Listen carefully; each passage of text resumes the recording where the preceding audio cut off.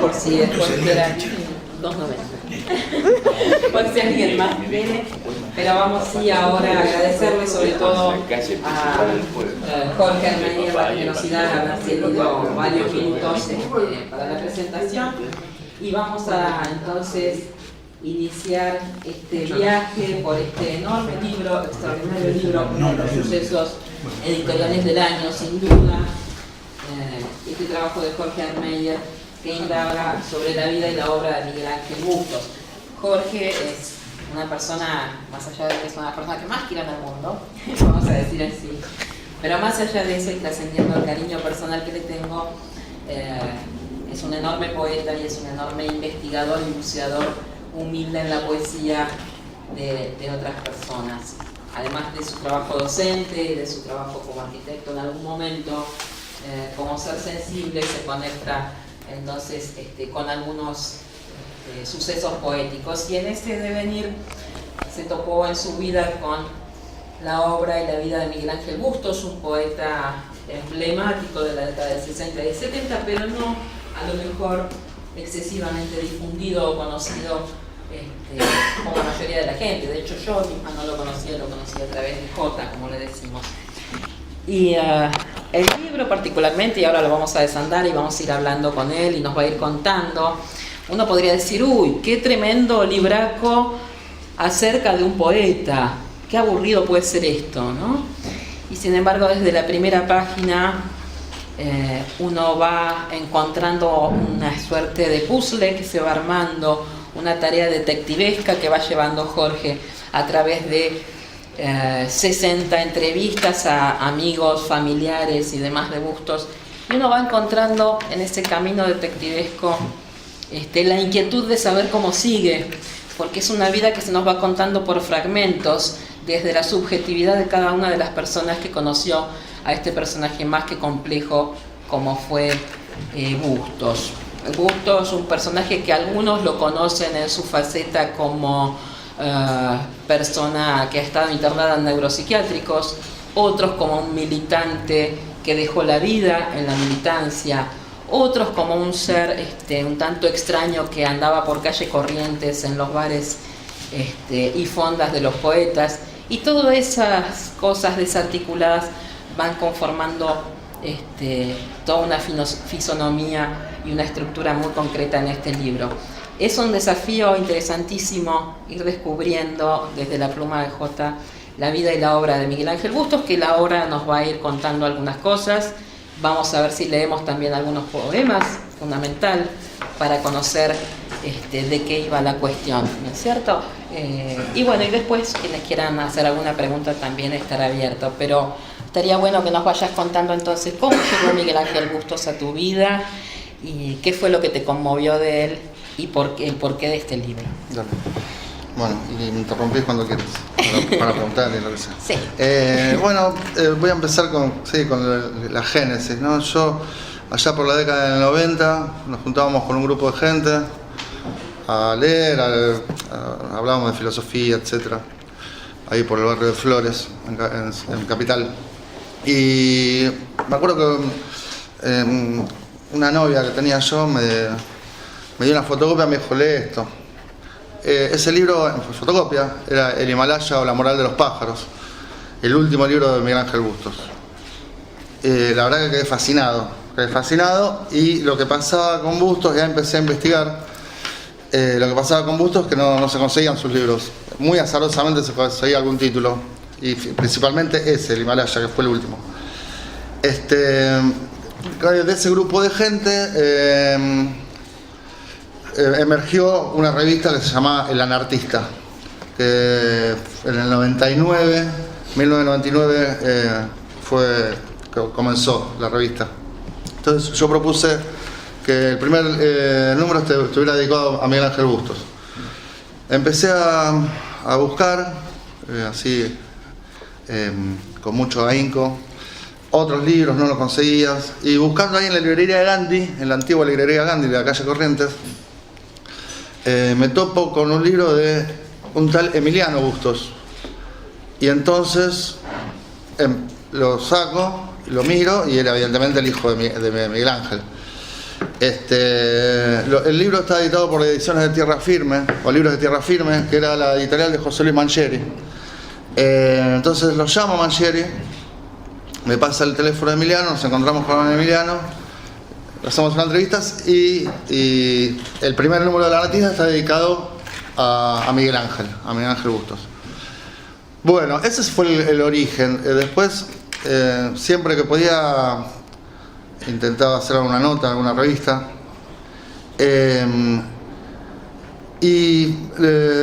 No sé por qué no aparecen los libros de Bustos. Bustos era un autor leído en su época, al nivel de Alejandra Pizarnik, por ejemplo.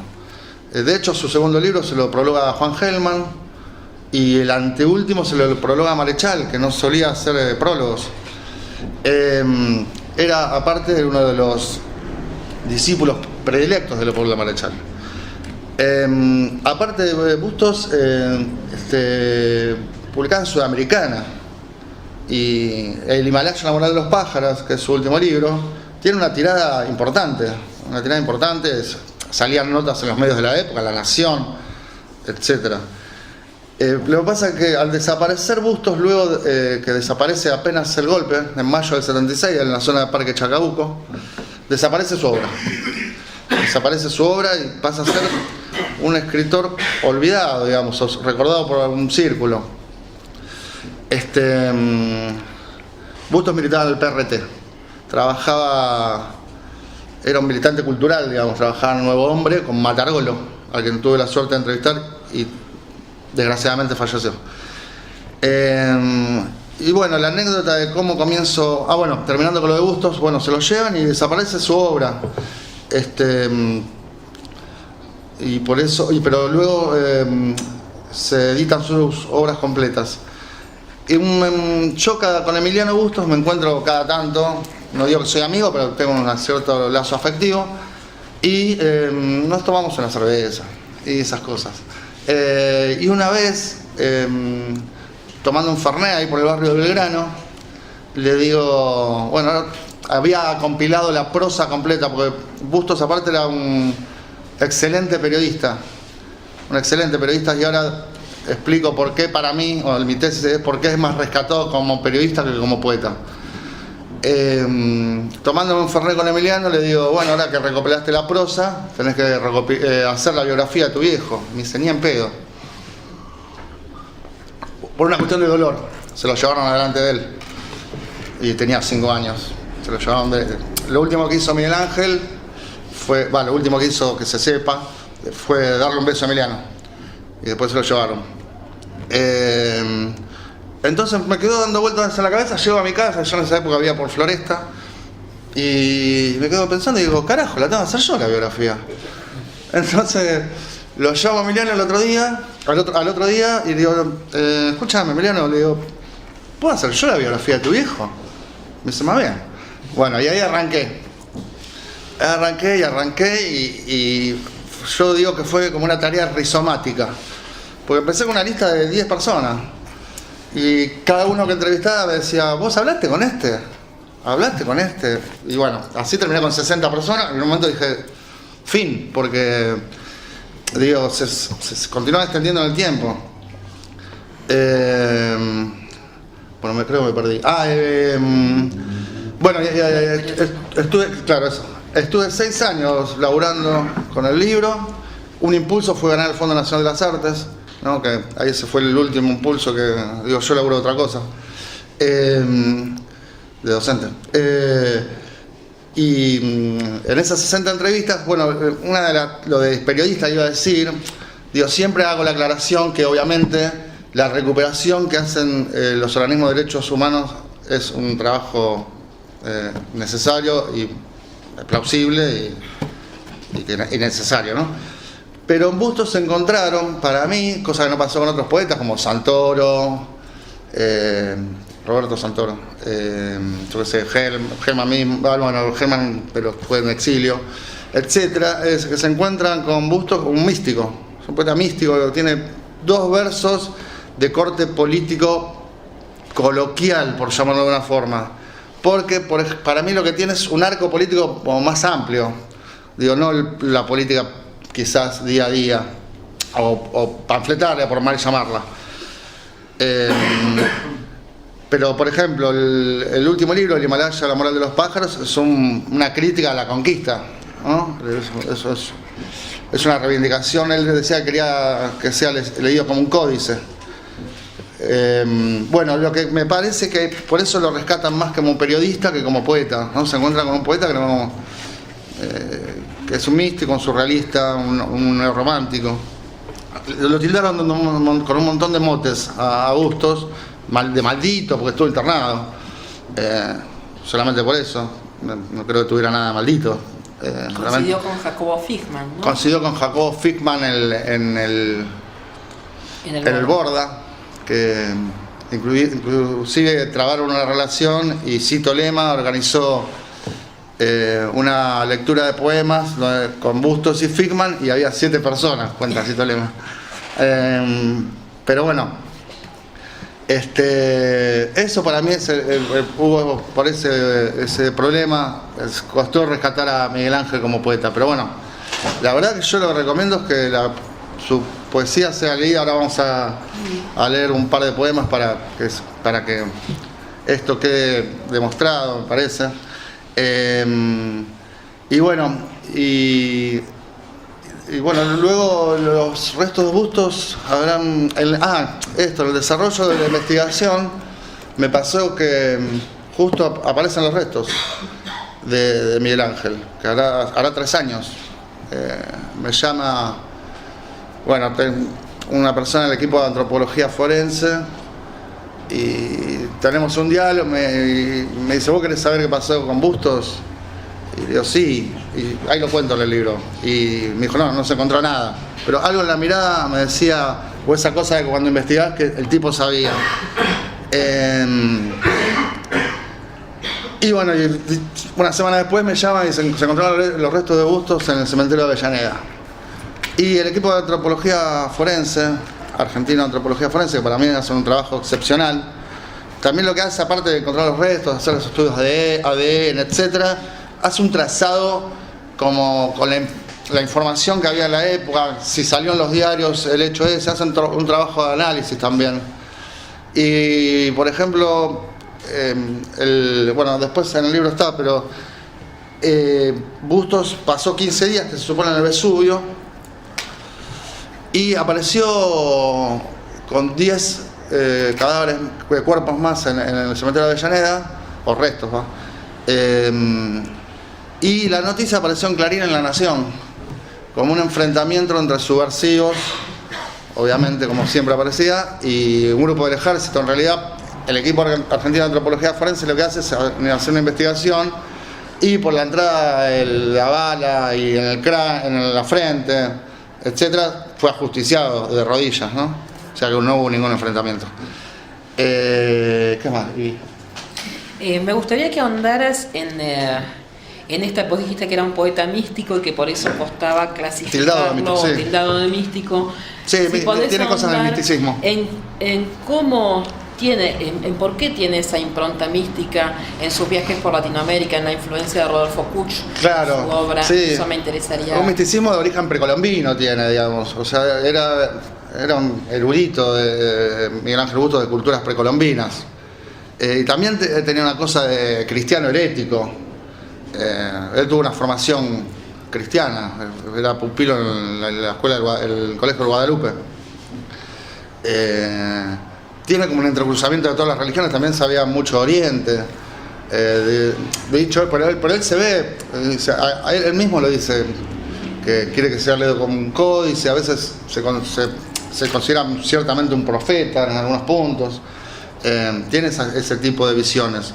Y él era consciente, más bien, poéticamente, de eso. Y él decía que era por la epilepsia, como Dostoyevsky. O sea, para mí que esa epilepsia le generaba... Claro, viste que Dostoyevsky decía también que antes de los ataques le aparecían visiones. Uh-huh. Y Bustos le decía un poco en broma, que estaba emparentado con Dostoyevsky por este tipo de cosas. Claro, y a lo mejor esas visiones fueron las que se confundieron con esquizofrenia y terminaron... No, tenía un cierto... ¿No? Yo hablé también con el psiquiatra, encontré el psiquiatra en la Ateneo del Borda, y un tipo ya grande, que lo admira absolutamente a Miguel Ángel, y con el que habló una relación casi personal, y tenía un grado de esquizofrenia. ¿Qué más? Hay un poema que si me dejas, ¿puedo? Pero por supuesto. Justamente hablando de esta sensación de ser profeta que tenía, hay un poema que dice: yo no soy de ningún siglo, vivo ausente del tiempo. Soy mi siglo como soy mi sexo y mi delirio. Soy el siglo liberado de toda fecha y penumbra. Pero cuando muera, el profeta que hay en mí se alzará como un niño sin moral y sin patria, un niño loco con lengua de alaridos. Entonces amanecerá en el millón de galaxias. Madres del futuro, cuidado, cuando muera puedo volver. Entonces, ay, vientre que me aguardas, dulcísima catedral de tinieblas. Vientre profeta sin tiempo. Claro, exactamente. Se llama Vientre Profeta sin Tiempo, es de Visión de los Hijos del Mal de 1967. Y acá me parece que está bastante marcada esa... Ese es el libro que le prologa Marechal. También hay que tener en cuenta que Bustos lo secuestran cuando tenía 44 años. Un poeta joven a esa edad. O sea, publicó 5 libros. También era dibujante de Bustos.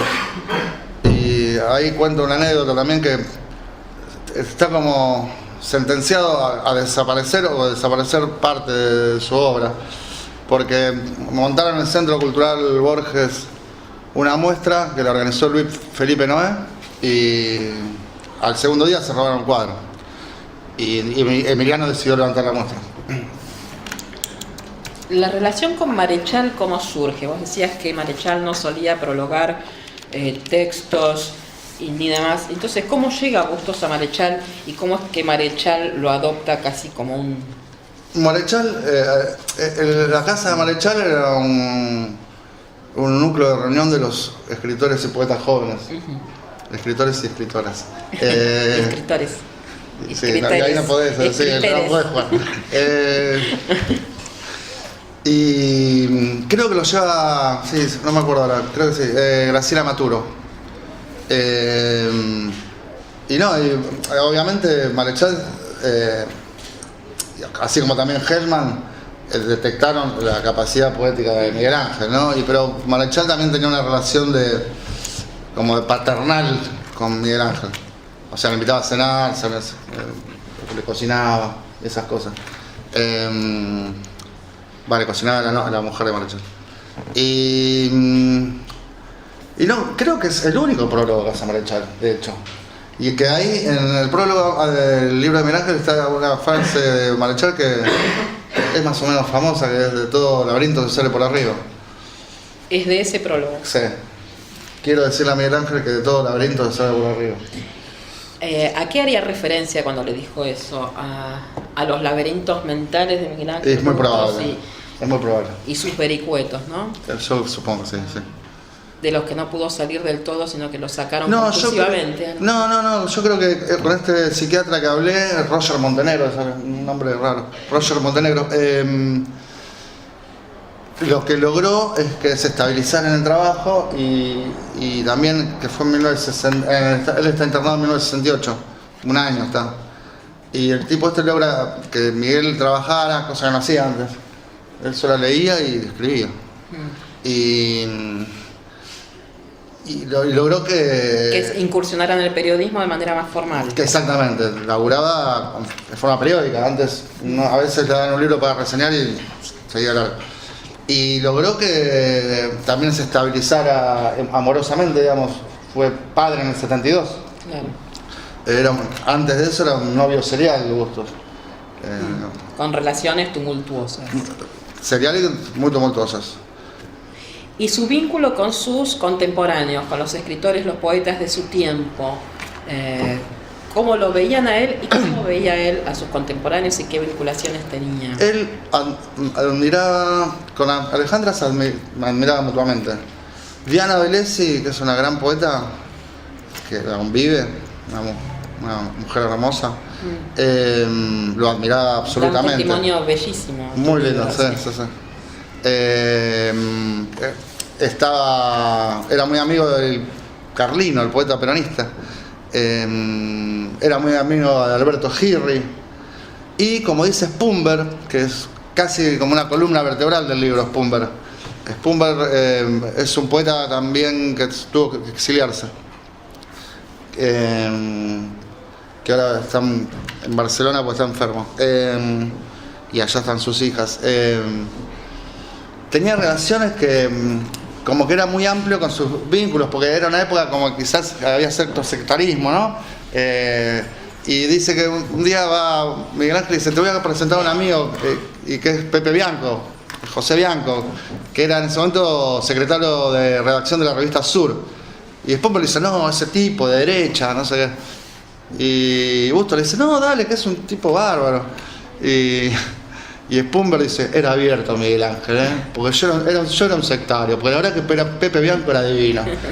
Bueno, era abierto también y tuvo un encuentro con Manucho que le presentaba a sobrinos. Esa anécdota es desopilante. Sí, a esa la cuenta Spumber, no sé si es Spumber, sí creo que es Spumber, que va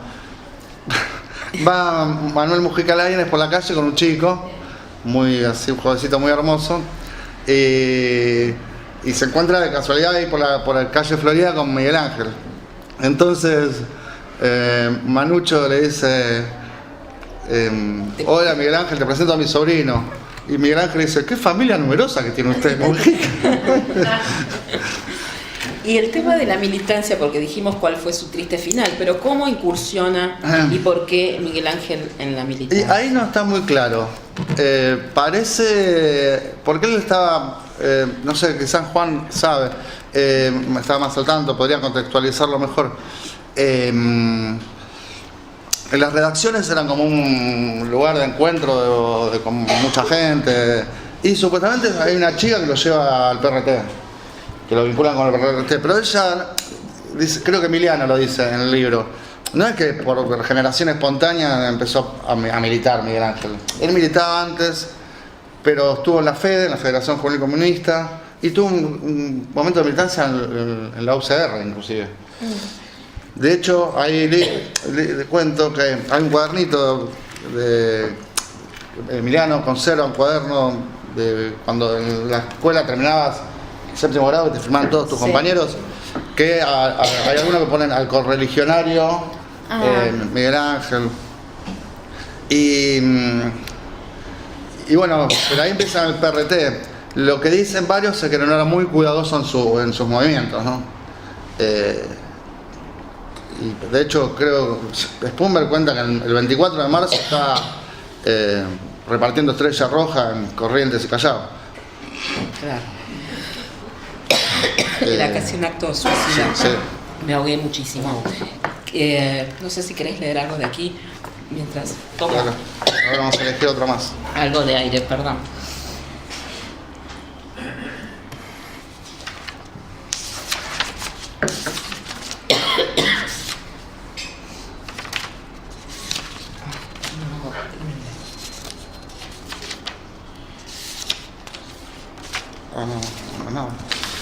No quería leer uno, pero no está. Bueno, voy a leer, hay un libro que está buenísimo de Miguel Ángel que se llama Fragmentos Fantásticos, que son, como dice el título, todos fragmentitos. Voy a leer algunos. Fragmentos fantásticos. Hemos cambiado nuestro destino de dioses por un destino de mercaderes.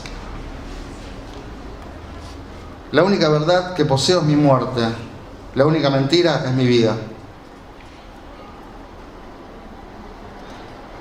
Cuando murió mi padre, nació su olvido. Escribe mientras sea posible. Escribe cuando sea posible. Ama el silencio. Abre la puerta, la única puerta, la puerta del sueño. Mata al pájaro, guarda el canto. Reza, reza, reza hasta que se te gaste el Dios.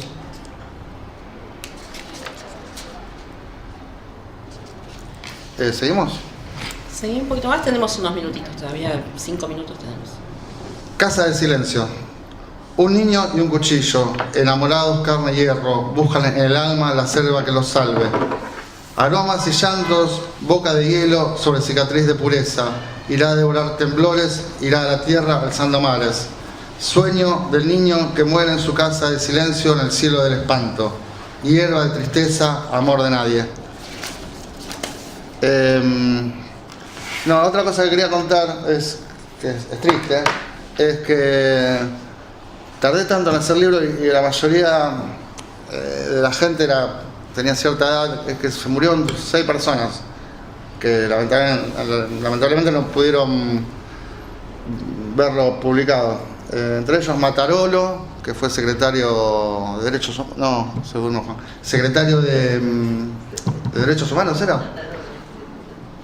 Secretario de Derechos Humanos, ¿era? Matarolo, no, era el 3. Era secretario de Derechos Humanos, era Eduardo Luis Dualde. Y él tenía el número 3. Sí, bueno, Matarolo falleció. Estuvo mucho tiempo en Haití. Claro, estuvo en Haití. Yo cuando esa es otra buenísima anécdota, se la voy a contar, porque creo que en el libro no la conté porque me da vergüenza. Cuando me contacto con Matarolo, me dice, mira, voy a estar un día en Buenos Aires. Era durante el gobierno de Kirchner. Y él estaba en Haití, como dijo Juan recién, porque fue cuando fue esta catástrofe en Haití. Y me dice, te espero a las 11 de la mañana en el bar que está en la esquina de la Cancillería. Bueno, voy 11, 11 y media, 12 menos cuarto, salgo, me fumo un pucho. Y digo, bueno, voy a llamar a la casa. Llamo a la casa, me atiende la mujer. Y me dice, no, mirá, debe estar, se habrá extendido sobre el trabajo, pero si él te dice que se iba a encontrar con vos, se va a encontrar, quédate tranquilo. Bueno, entonces estoy en la Plaza San Martín, el barcito estaba enfrente de la Plaza San Martín, estaba fumando, y veo que viene Matarolo, yo lo conocía de fotos. Y entonces, inocentemente, o boludamente, por decirlo mejor, cuando va a entrar al bar, lo agarro de atrás y digo, Rodolfo, y vienen 2 Mike Tyson. Y me agarra y me dice, ¿qué te pasa? Y se da vuelta y me dice, Jorge. Sí, me dice, entrá. Y ahí la otra buena es que a mí me gusta tomar. y eran las 11 de la mañana, 11 y media. Y tenía ganas de tomar una cerveza, hacía calor, no sé. Y digo, no, me voy a tomar un café. Y entonces viene el mozo y digo, un café. Y Matarolo le dice, un martini doble. Hay Tata Cedrón hizo un trabajo también. Son muchas cosas. Son muchas cosas. El Tata Cedrón era amigo de Miguel Ángel. Era conocido. Y. Sí. Sí. Faltan 10. De hecho, cuando se lo llevan a Miguel Ángel, o por esa época, o antes de que se fuera el Tata al exilio, tenían un proyecto de hacer un disco con música del Tata y letras de Miguel Ángel sobre las culturas precolombinas. Obviamente quedó en la nada. Pero el Tata Cedrón tiene un disco musicalizando poemas de Miguel Ángel, que se llama Corazón de piel afuera, como el título de un libro de Miguel Ángel. Y es precioso el disco. Y fui a entrevistar al Tata, se me puso a cantar. Me dio un concierto ahí privado. Estuvo buenísimo. ¿Qué más? No, bueno, y eso, y tenemos que ir redondeando porque ahora viene Patricia Rato y sus lecturas. La conoces, José Patricia, sí. También. Así que, pero bueno, a todos los amigos que están aquí y los que están aquí les pido que difundan a su vez a sus amigos y demás. Es un libro realmente imperdible. Vale la pena porque es casi material de consulta. Y así que les sugiero acopiarse de la biografía de Miguel Ángel Bustos porque van a descubrir su vida, su obra, pero además van a encontrar un libro muy bien escrito, cosa que no siempre sucede, y muy atractivo y muy interesante de leer. Es como una búsqueda que nos va llevando en ese camino de su propia búsqueda personal, de descubrir a Bustos, nos va llevando a nosotros de las manos, así que me parece que es un libro imprescindible y que deben comprarlo. Quería decir una cosa más. Primero, gracias por venir, gracias por la atención, y después, esto quería decir que se van a encontrar con una biografía que no es típica, digo, porque está escrita en primera persona, por ejemplo, está escrita desde mí. Y porque no se yo escribo ficción, entonces se me cuela eso. Y me acuerdo que hay un escritor que se llama Ricardo Strafache, y yo no encontraba la estructura del libro, y un día estábamos en la presentación de no sé quién, y digo, che, Ricardo, no puedo arrancar. Y él escribió la biografía de Osvaldo Lamborghini, y me dice, ponete a escribir, pelotudo. Y ahí arranqué. Y así salió. Así que gracias por Gracias a todos haber por venido. venir.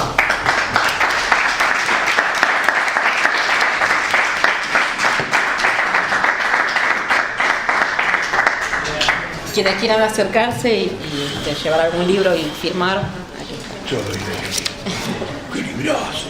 Yo pensé que era más chiquito. No lo había visto físicamente. Me da vergüenza. Un librazo.